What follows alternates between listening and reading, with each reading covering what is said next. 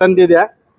मी प्रत्येक कुटुंबाला बारामती नगर परिषदेच्या बजेटमधून वर्षाला 10,000 रुपये प्रत्येक कुटुंबाला देईल।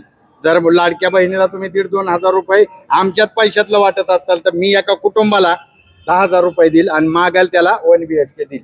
कारण ती मोदी साहेबांनी जी योजना आहे, तुम्ही इथं मलिदा म्हणून खाताय सगळे पवाराचे जे मलिदावाले आहेत, मलिदा गँग हे सगळे खाती आणि तो सगळा मी निधी इथं देईल। अमेरिकेच्या धर्तीवरती शिक्षण CBSE बोर्डाचं शिक्षण या बारामती नगर परिषदेच्या माध्यमातून देण्याची ताकद या OBC दलित असणाऱ्या उमेदवाराच्या खांद्यावरती आली आणि ती मी देऊन दाखवी। मला बारामतीकरांनी आपली सेवा करायची संधी द्यायची।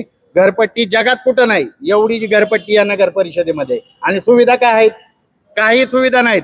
त्यांचे जे तुम्हाला सगळ्या पत्रकार बांधवांना माहित आहेत, त्यांचे जे लोक आहेत, त्यांचे जे नगरसेवक पदाधिकारी आहेत, त्यांच्या मोकळ्या रानात रस्ते झालेले आहेत, परंतु इथल्या दलित बहुजनांच्या वस्त्या बकास केलेल्या आहेत। इथं शिक्षणाचं काय सुविधा आहे दाखव मला, आरोग्याची काय सुविधा आहे? खाजगी दवाखान्यात जावं लागतं।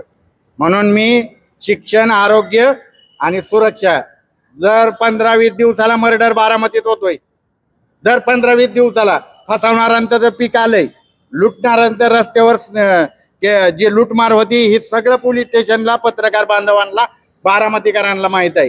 हे जे हायवा आहेत, हायवा बारामतीत मी बंद केलेले, ह्या एका एका मालकाच्या 150-200 हायवा आहेत।